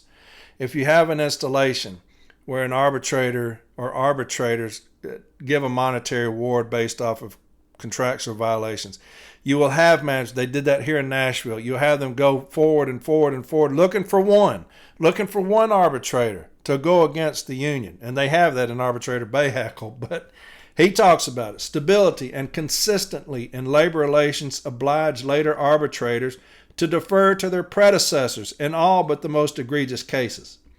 If they fail to do so, parties would lack guidance for their day-to-day decisions and would be tempted to relitigate every issue in hope of a more favorable arbitrator. Station Manager Hickson's uncontradicted statement that Womack, not Mitchell, initiated discipline establishes that management violated Articles 16.8 and 15.2. Accordingly, I follow the rulings of Arbitrator Zumas and the others and hold that management improperly disciplined the grievant. Arbitrator Zumas denied the grievant, in this case, back pay after the date of the Step 1 hearing because the union should have raised the procedural objection at that time. In this case, such a limitation would be inappropriate because the union did not learn of the procedural error until the arbitration hearing. To the contrary, management misled the union by issuing a removal letter purporting to come from Mitchell. So there's you another great one. Here's your last one. This is my favorite. Arbitrator Britton. 01469. 01469. Now, if you go into the database and you put in 01469 Britton, it may not come up. What you'll have to do is you'll have to look up Britton discipline cases and push select. And then you're going to get 400. You're going to look at sustained. Pull that up. It'll knock it down. You'll find 01469. Now, yours may bring it up immediately, but I had a terrible time. I put in Britton 01469, and it wouldn't bring it up. I had to go into just Britton and then find 01469. And here's his opinion. As read by the arbitrator, both Step 1A and B of Section 2 of Article 15, entitled Grievance Arbitration Procedure, are couched in express mandatory language. Specifically, Step 1A requires that any employee who feels aggrieved must discuss the grievance with the immediate supervisor within a designated time period. Step 1B provides in relevant part that any such discussion, the supervisor shall have authority to settle the grievance. Now, if you go back and listen to my 16.8, that's the language that I use. It's the exact language. Proper compliance by management with these terms of the agreement was, however, seemingly not achieved. For the record indicates that while the appropriate representative met at Step 1, substantial doubt nevertheless exists as to the authority of the supervisor to settle the grievance. In this regard, the testimony demonstrates, as evidenced by the admission of the postmaster under cross-examination, that he initiated the suspension. You don't have to have that because we have it in writing. That the supervisor, Step 1, did not have the authority to settle the grievance without consulting him. You may not get that, but it doesn't matter. This failure of management to comply with the prescribed language of Article 15, Section 2, Step 1A and B of the agreement, which clearly bestows upon grievance supervisor the authority to settle the grievance, cannot properly be reviewed as harmless error and non-prejudicial to the rights of the grievant. To the contrary, in the considered judgment of the arbitrator, this failure goes to the very heart of the grievance process, and that the grievant is thereby denied the contractual right to have his grievance considered independently and objectively at the outset of the grievance procedure by his supervisor, who is generally most familiar with his work record. Any removal of the supervisor's authority to settle the grievance, it seems to this arbitrator, is violative of the letter and spirit of the agreement and renders the Step 1 procedure little more than a charade. Accordingly, the arbitrator finds the assertion by the employer that the agreement was not denied due process to be without persuasive merit. And so he sustained the grievance. Okay, so there's 3 fantastic ones on removing the supervisor's authority. Okay, 3 good ones for you. And then there's 2 about the AWOL. AWOL is going to be a little bit more difficult, but get in that case file. Get in that case file. Lastly, I saw this discussion on social media the other day, and it was talking about one-track against multi-track discipline. One-track discipline if you're new stewards. One-track discipline is management will give you a letter warning for an express mail, and then the next week they can give you a 7-day for a failed package, and then on the next week they can give you a 14-day on attendance. That's single track. Multi-track is what we have here in Nashville. If I got a letter warning for attendance, then the 7-day must be for attendance, the 14-day must be for attendance, and the removal must be for attendance. If it's for accident, same thing. If it's for improper conduct, same thing. Okay?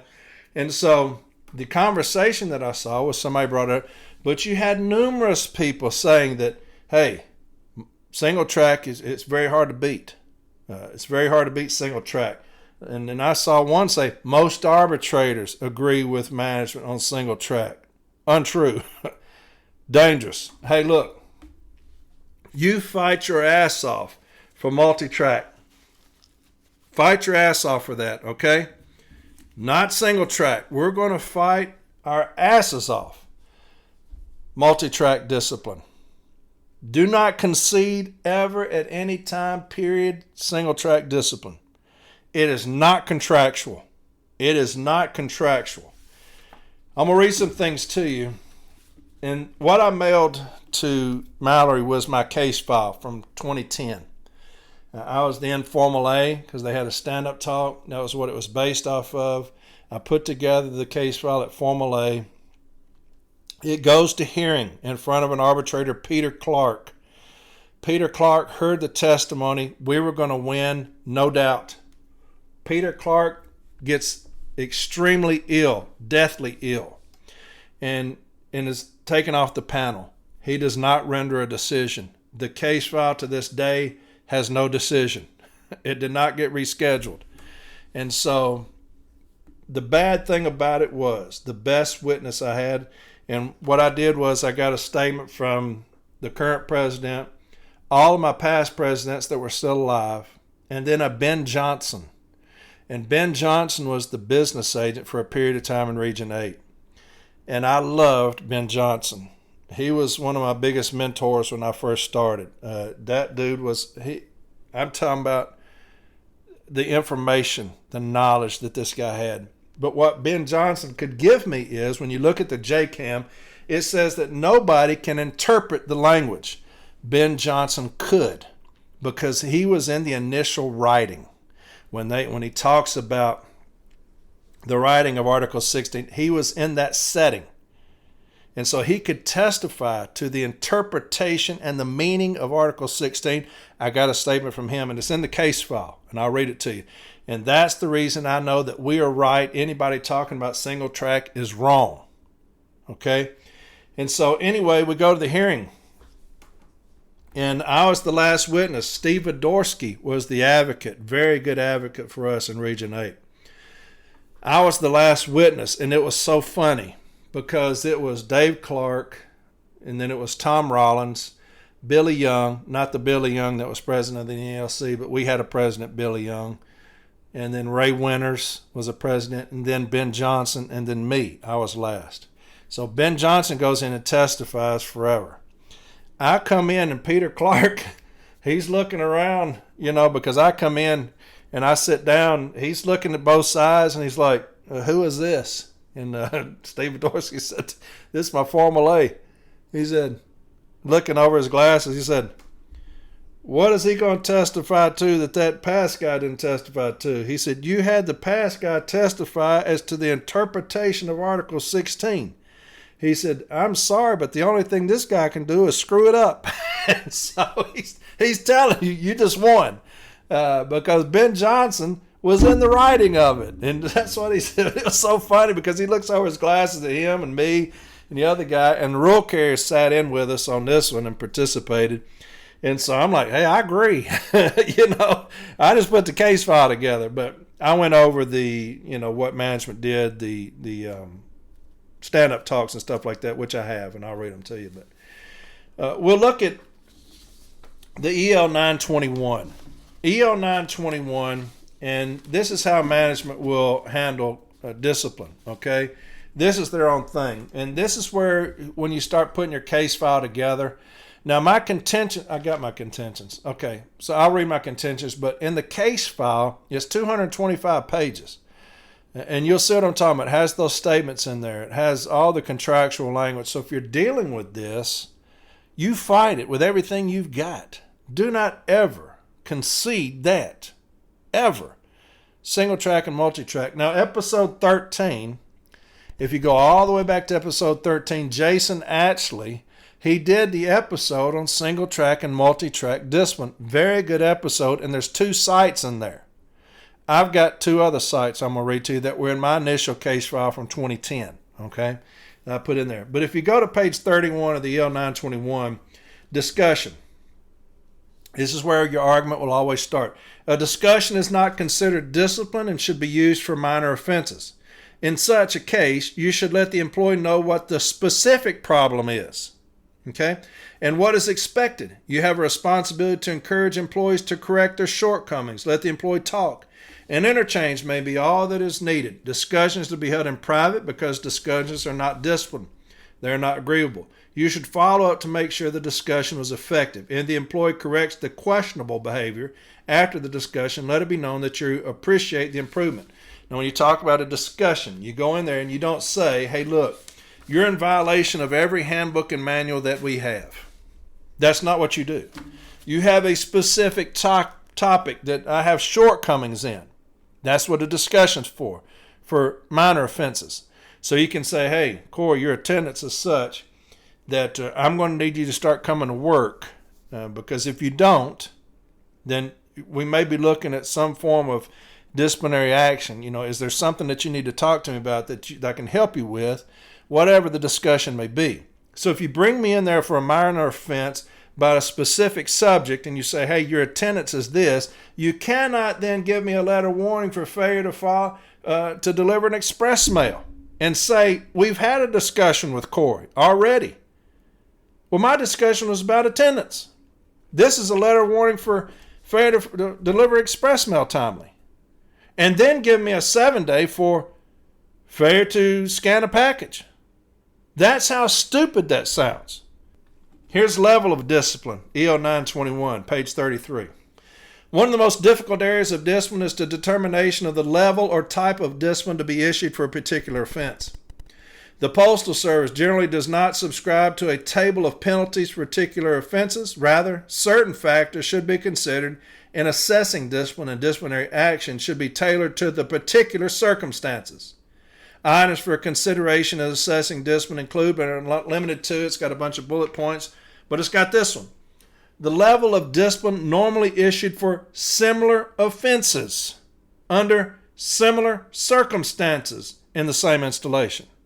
It didn't say the level of discipline normally issued for all offenses under all circumstances. It says similar offenses under similar circumstances in the same installation. Now here's the things that came out in my region, in my city. The service talks. And this is what I grieve. Now here's the letter from the district manager. And it's in the case file. And it's memorandum for NELC, APW, NRLCA, MPMHU, NAPS, and NAPAS. Policy change for disciplinary action. Now this is the district manager. Policy change for disciplinary action. In a letter to the unions dated February 12, 2010, management proposed to change the policy regarding corrective action prior to the scheduled implementation date of July 10, 2010.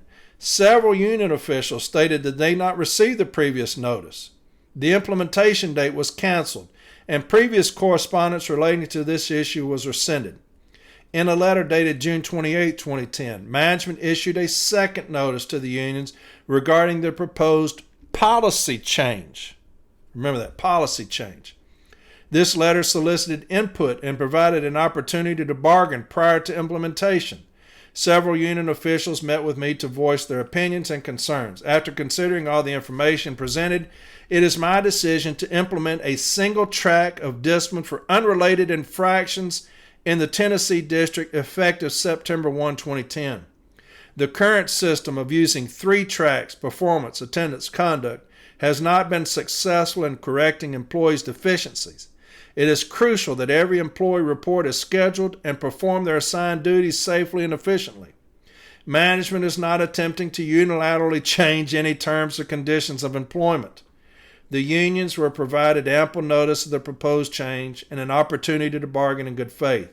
Please consider this your written notification of management's intent to implement a single track of discipline in accordance with Article 16 of the National Agreement for Bargaining Employees and the Employee and Labor Relations Manual. Now, this one is not a policy, okay? And he tells you how we've been doing things. Multi-track's not working. We're going to single track. Here's the stand-up talk, service talk, policy change for disciplinary action. Effective Wednesday, September 1, 2010, the Tennessee District will implement a single track of discipline for unrelated infractions. The current system of multiple single tracks for related infractions has not been successful in correcting employee deficiencies. It is more important than ever to employees to report as scheduled and to perform their assigned duties safely and efficiently. This does not change the guidelines set forth in Article 16. Any currently active discipline may be cited in future discipline action requests. All postal employees are required to comply with the rules of conduct outlined in Section 660 of the Employee and Labor Relations Manual, ELM. Employees may reference the Postal Service Standards of Conduct, 665, that require employees to discharge their assigned duties conscientiously and effectively, obey the instructions of their supervisors, maintain harmonious working relationships, and not do anything that would contribute to an unpleasant working environment. It's sad that he didn't send that to them motherfuckers that do this shit all the fucking time.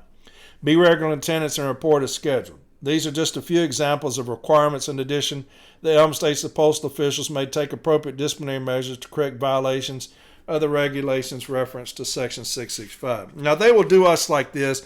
Hey, look, this multi-track ain't working. We're going to a single track. Right? As you've got manager after manager wasting millions upon millions of dollars. So they're so concerned about us. I'm not going to start that again. Here's my contentions. I was the informal A. I wrote these contentions at the informal A. And then I put the case file together for the formal. My name is Corey Walton, and I'm the former NELC Formal Step A representative for the National Installation. I held that position for approximately 3 years. I'm writing this statement in response to management's continued attempt at the local level to change how disciplinary action and procedures will be handled. Now, this was back in 2010. In a recent stand-up talk at my station, management issued a service talk titled Policy Change for Disciplinary Action. In this service talk, the supervisor read a letter that stated the Tennessee District was implementing a single track of discipline for unrelated infractions. The current system of multiple single tracks for related infractions has not been successful in correcting employees' deficiencies. The letter went on to read that this does not change the guidelines set forth in Article 16. Management is given clear instruction under Article 3 of the National Agreement, which states on page 3.1. The Postal Service's exclusive rights under Article 3 are basically the same as its statutory rights under the Postal Reorganization Act, 39 U.S. Code Section 1001. While Postal Management has the right to manage the Postal Service, it must act in accordance with applicable laws, regulations, contract provisions, arbitrations, awards, letters of agreement, and memoranda. Consequently, many of the management rights enumerated in Article 3 are limited by negotiated contract provisions. For example, the Postal Service's Article 3 right to suspend, demote, discharge, or take other disciplinary action against employees is subject to the provisions of Article 15 and 16. Management is also prohibited from making any unilateral actions inconsistent with the terms of the existing agreement during the term of a collective bargaining agreement as outlined under Article 5 of the National Agreement. Page 5.1 of the National Agreement reads as follows. Pure prohibition on unilateral changes. Article 5 prohibits management taking any unilateral action inconsistent with the terms of the existing agreement or with its obligations under law.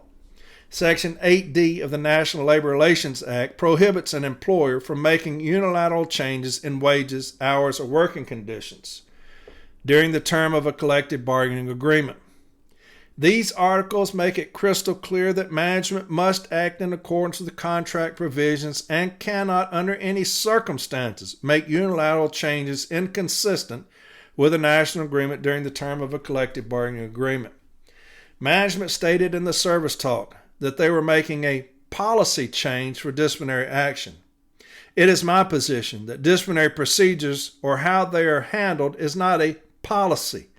Disciplinary procedures or actions are covered in the Joint Contract Administration Manual under Article 16. This means that both parties, management and union, sat down together at the national level and agreed on how discipline will be handled. How management will handle discipline is not a policy. It is contractual and outlined in the collective bargaining agreement. Management stated in their service talk that the current system of multiple single tracks for related infractions has not been successful in correcting employee deficiencies. This does not change the guidelines set forth in Article 16. I strongly disagree with this statement.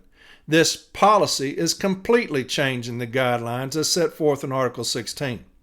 The most basic of principles under any disciplinary action is management must have just cause, which is a term of art created by labor arbitrators, have divided the just cause principle into 6 sub-questions. I am only going to refer to the first sub-question, which is covered on page 16.1 of the Joint Contract Administration Manual, and reads as follows. Is there a rule? And I'm not going to read that. Article 16.2 of the National Agreement reads as follows, and that's a discussion. I just read that. Management is clearly attempting to circumvent the contract when it comes to dealing with Article 16. For instance, under management's policy, they can bring me in and give me a discussion on my attendance. They have now fulfilled their obligation on Article 16.2 and the first sub-question. Now under management's policy, they can now issue me a letter of warning for breaking a mirror off my vehicle, then in turn issue me a 7-day suspension for not reporting to work on time, then a 14-day suspension for leaving a parcel behind, and then a removal for missing a scan point. Needless to say, this is ludicrous and goes against the very intent of the just cause principles and the national agreement itself. Management is contradicting their own handbook under their attempt to implement their new policy.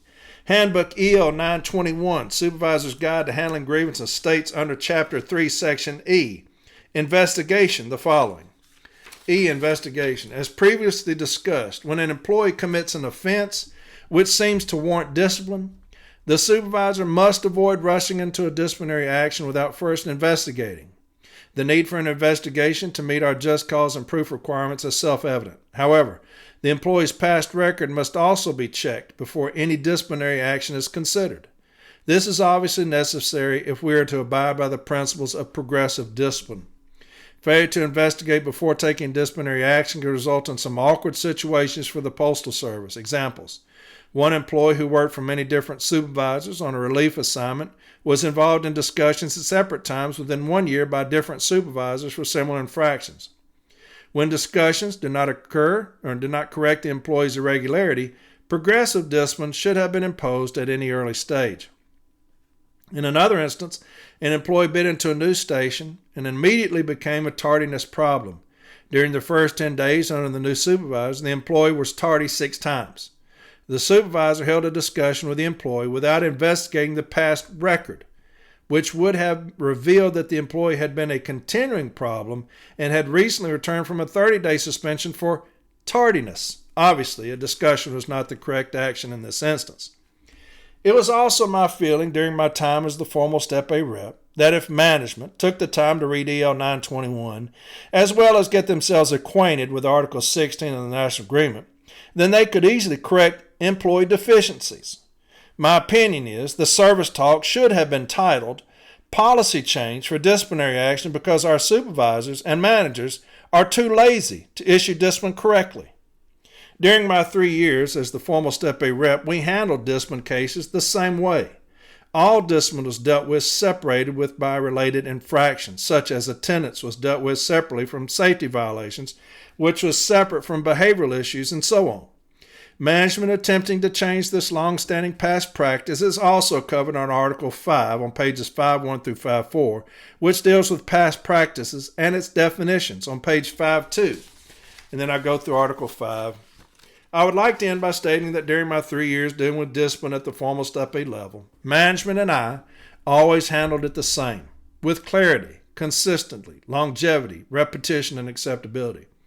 Just as past practices are defined above, I can honestly say that we always went by the guidelines as set forth in the National Agreement and never wavered from it, and that is something that I'm extremely proud of, and that's my contentions, my statement for the informal.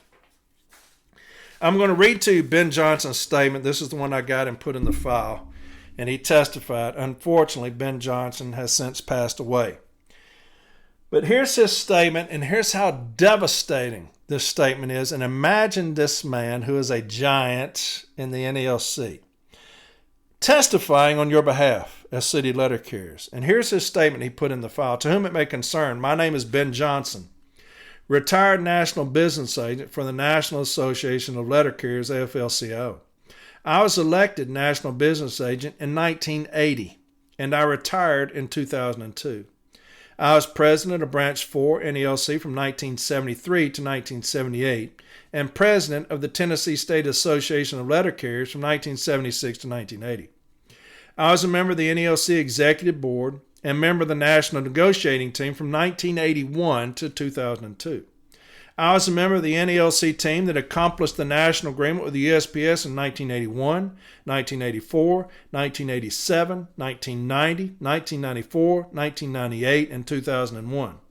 During the time that I was a member of NELC negotiating team, 1981 through 2001, the Postal Service made several unsuccessful attempts to modify Article 16 to include a single-track discipline procedure. The USPS was never successful in their attempts. I'm going to read that again.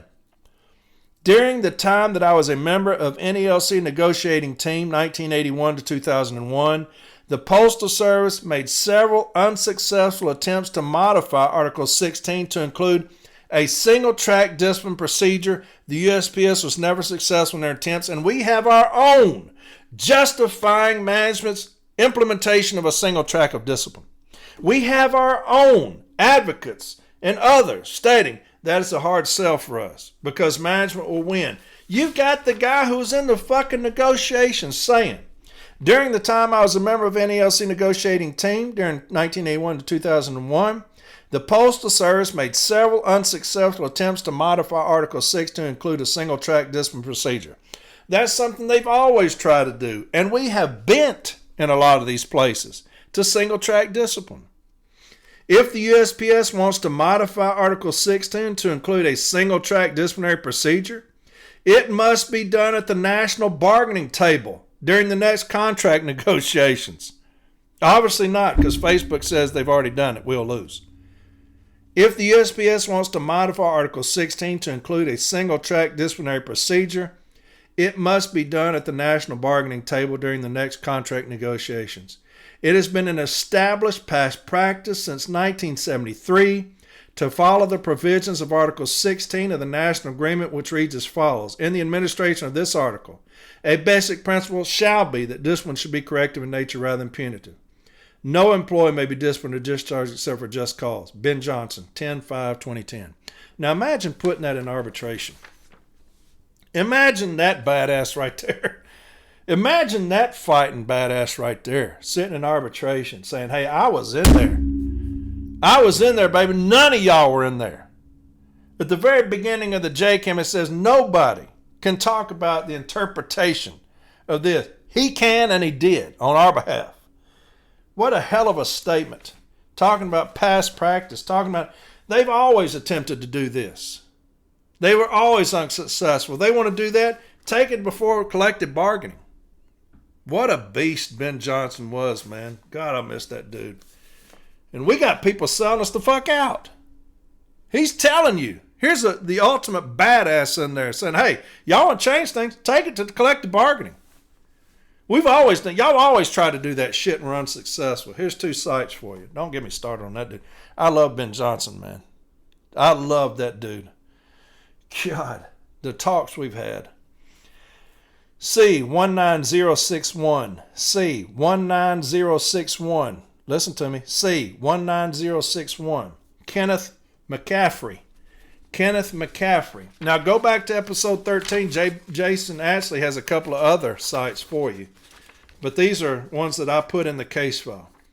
Aside from the reduction in the level of discipline, the issue of more severe discipline can be raised because of the dissimilarity of the earlier misconduct to the alleged here. The earlier suspension was for insubordination. The instant discipline related to how the agreement allegedly approached and or treated postal customers seeking personal favor and or relationships that used his position as an uniformed postal employee to make initial approaches. These represent different types of alleged misconduct, and as such, under the principle of progressive discipline, discipline may not be compounded. Greater discipline for a second offense must rest upon misconduct of a nature similar to the first offense, or on its own character. The second offense alone justify the level of discipline imposed. So what is he saying? They have to be the same. You can't compound discipline. You can't say attendance, then behavior, and shit like that. He's saying, can't compound it. Great site for you. See 19061. And here's the last one. Thomas Levac. Thomas Levac. See 6299. 6299. Second, an additional principle applicable to this case is that where progressive discipline is to be applied in an increasingly severe manner to the point of discharge, there should be some reasonable relationship between the chain of offenses. That is, there should be more than a remote connection between the types of offenses in the chain.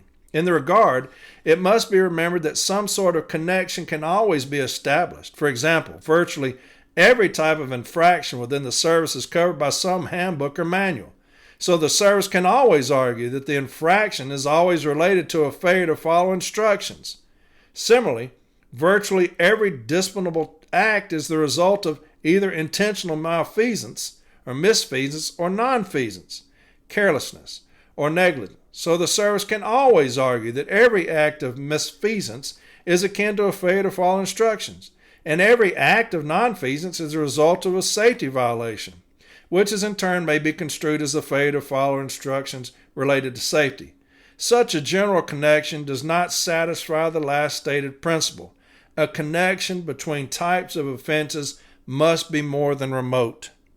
And that's a beautiful decision, because anybody can say it's fair to follow instruction. I have a million instructions, and that's what he's saying. They have to be relatable. Okay? Those are two great sites. A fantastic statement from Ben Johnson. Unfortunately, my man passed away years ago. What a beast for the NLC, back when we did it right, back when we actually fought for shit and didn't concede every fucking thing. All right, there you go, 2 hours. Damn. Next Sunday, Mr. Grosskopf, we're going to talk politics. It won't be boring. You'll enjoy Grosskopf. He's fantastic, all right? There you have it. Salted peanuts. We're back at it, all right? Paul Bolanger, he's going to do Lion's Den. I don't think it's this week, but the next he'll be back. Pay attention to that. Listen to that. This is a smart dude, man. That's what you're going to be expecting when we take over next year, when we bounce out these stupid, incompetent, lying, backstabbing, conceding bastards. Okay? And so, hey, Light Blue, I love you, man, and we're going to fight our asses off, man. We're going to fight our asses off from day fucking one, and I cannot wait. There is retribution coming. God, there's retribution coming for the shit we've endured for so many fucking years. I'm not going to listen to shit about shit. Okay? We're fighting for Light Blue. James Henry is a fucking savage, and I cannot wait for y'all to experience all of that. Yeah, I'm telling you, man, I'm in love with that dude's passion for the city letter carrier, and he constrains himself when he talks, but that dude is passion plus. And I can't wait to be set loose, right? The consequence is coming. It is fucking coming. Y'all get ready. Educate yourselves. Advocates, get yourselves educated. We're going back into arbitration tenfold. All right? I love you with all my heart. Light Blue. I do. I love you very much. And I'll talk to y'all.